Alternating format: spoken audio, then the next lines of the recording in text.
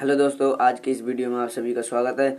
आज शुरू करेंगे हम चैप्टर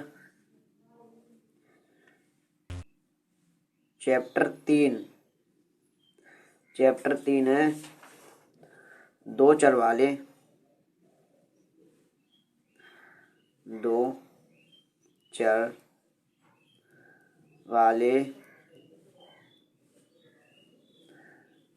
रैखिक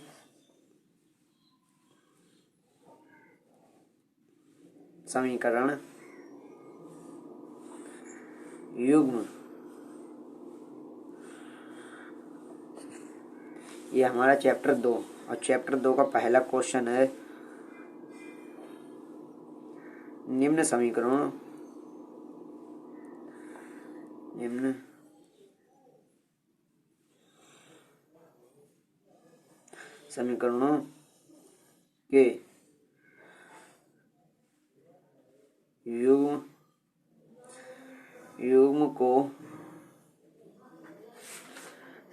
के युग्म को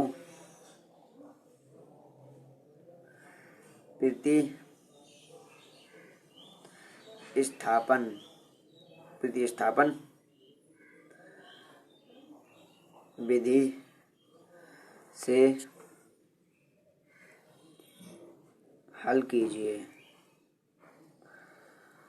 तो हमारा पहला क्वेश्चन है x प्लस वाई बराबर 14, x माइनस वाई बराबर 4। ये हमारा पहला क्वेश्चन है। प्रतिस्थापन विधि में होता क्या है? प्रतिस्थापन विधि में होता है किसी एक समीकरण से x या y का मान निकालकर अगले समीकरण में लगा दो। तो हम इसे समीकरण 1 मान लेते हैं, इसे समीकरण 2 मान लेते हैं। ठीक है दोस्तों, हम समीकरण 2 से करते हैं। फ्रॉम 2 x बराबर 4 है, माइनस 4 इधर ले आओ प्लस वाई, इधर ले आओ माइनस वाई, इधर ले आओ प्लस वाई। इसे मान लेते समीकरण 3। ये x का मान निकल गया, ये कहाँ से निकला? 2 से। हम लगा देते हैं इसे समीकरण 1 में। From one x plus y बराबर 14 है। x का मान कितना है?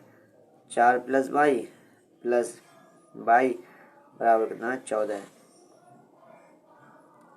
अब एक वाई 2 वाई। अब 14 माइनस 4, 2 वाई बराबर 14 में से 4 गए बचे 10, 2 कम 2 5 10। तो वाई बराबर आ गया 5। अब वाई का मान लगा देते हैं हम समीकरण 3 में। फ्रॉम 3 समीकरण 3 क्या है? समीकरण 3 है x बराबर 4 प्लस वाई। अब x प्लस 4 वाई प्लस 5, वाई का मान है 5, तो x बराबर आ गया 9। ये आ गया हमारा आंसर। वाई बराबर आ गया 5 और x बराबर आ गया 9। यही हमारा आंसर। हम अपना क्वेश्चन नंबर 2 देखते हैं। अब हमारा क्वेश्चन नंबर 2 है s माइनस टी बराबर कितना? 3 और s बटे 3 प्लस t बटे 2 बराबर कितना? 6।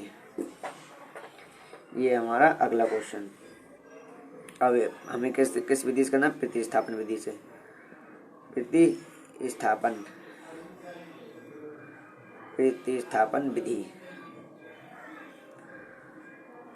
विधि से करना है। प्रतिस्थापन विधि में क्या होता है? किसी एक समीकरण से x या y का मान निकालो और अगले में लगा दो। इस समीकरण 1 मान लेते हैं, इससे 2। हम पहले ये ज़्यादा इजी, पहले हम इससे निकाल लेते हैं। ठीक है, फ्रॉम वन से निकाल लेते हैं। s बराबर 3 माइनस टी, इधर जाएगा प्लस टी। ये किसका मान आ गया? s का। कहाँ से आया? समीकरण 1 से। अब कहाँ लगाएंगे? समीकरण 2 में।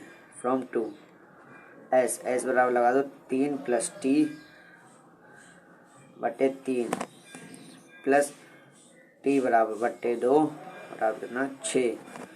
ठीक है दोस्तों, अब हम इन्हें जोड़ रहे हैं, एक जैसे हैं नहीं है तो हम क्रॉस मल्टीप्लाई कर देंगे। 3 दूनी 6 प्लस 2 की टी से 2 टी 3 की टी से प्लस 3t और बटे में 3 दूनी 6 बराबर 6। 2t और 3t कितना हो गया 5t। अब ये बटे में तो बटे से कहाँ जाता है गुणे में 6 छंग 36। 5t बराबर 36। 36 माइनस 6 तो कितना बचा 30। 5 एकम 5 5 छक 30 तो t बराबर आ गया 6। अब इसका मान लगा देते हैं हम समीकरण 1 में फ्रॉम 1। हम इसका फिर से मान लगा देते हैं समीकरण 1 में फ्रॉम 1। समीकरण 1 क्या है? समीकरण 1 है हमारी s माइनस टी बराबर 3।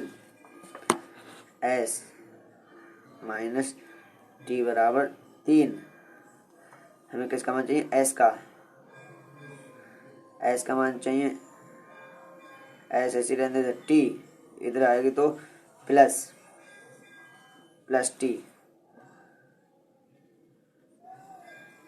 टी ये समीकरण 3 है।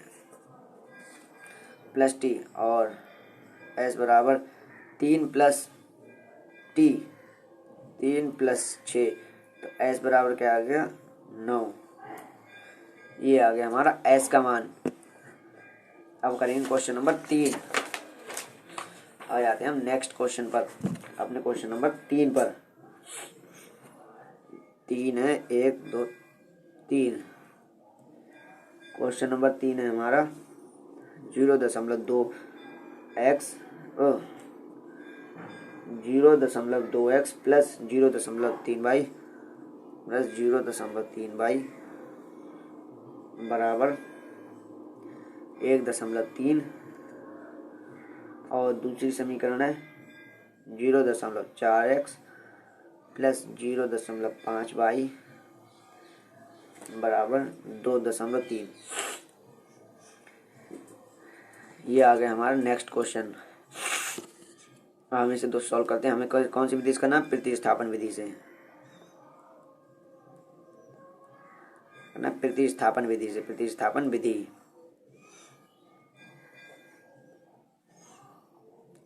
विधि में कहते हैं किसी एक समीकरण से x या y का मान निकालो और अगले में लगा दो। तो हम पहले इसे समीकरण 1 और इसे 2 मान लेते हैं। ठीक है दोस्तों, हम निकालते हैं फ्रॉम 1 x। देखो पहले हम इसे थोड़ा सरल कर लेते हैं, इजी कर लेते हैं। यहाँ कितने अंकों कितने संख्याओं के बाद दशमलव है? एक संख्या के बाद दशमलव है तो 2/10 x प्लस यहाँ कितने अंकों के बाद है? एक अंक के बाद तो 3/10 y बराबर यहाँ कितने के बाद? एक के बाद तो 13/10। ठीक है दोस्तों, तो अब यहाँ पर है, अब इन्हें जोड़ रहे हैं एक जैसे हैं तो ऐसे ही लिख लेंगे। 3 वो 2x प्लस 3y/10 बराबर 13/10। अब बराबर में 10 है तो इससे काट देते हैं। ठीक है, तो ये हमारी नई समीकरण बन गई x प्लस 3y बराबर 13। इसे हम समीकरण 3 मान लेते हैं। ठीक है दोस्तों, अब ऐसा ही हम इस समीकरण के साथ करेंगे। पहले हम यहाँ से x का मान निकाल लेते हैं। x का 2x बराबर 13 माइनस ये प्लस का 3y है तो इधर ले आएंगे माइनस 3y। तो x ये गुणा में है 2 तो ये आएगा बटे में 13 माइनस 3y/2। ये किसका मान आ गया? x का। कहाँ से आया? समीकरण 1 से। समीकरण 1 से ये x का मान आ गया। इसे हम समीकरण 4 मान लेते हैं। ठीक है दोस्तों, अब ऐसा ही करते हैं हम इसके साथ समीकरण 2 के साथ। समीकरण 2 हमारी क्या है? समीकरण 2 है 0.4x प्लस 0.5y बराबर है 2.3। ठीक है दोस्तों, अब ये यहाँ पर भी एक संख्या के बाद है तो 4x/10 प्लस 5 ऐसी 5y/10 बराबर 23/10। यहाँ जोड़ना है एक जैसे हैं तो ऐसे ही लिख लेंगे, बटे 10 बराबर 23 बटे 10। 10 से 10 कैंसिल, तो हमारी नई समीकरण आ गई x प्लस 5y बराबर 23। ये हमारी नई समीकरण आ गई। इसे हम समीकरण नंबर 5 मान लेते हैं। अब x की जो हमने ऊपर वैल्यू निकाली, ये x की वैल्यू यहाँ पर हम लगा देते हैं। फ्रॉम 4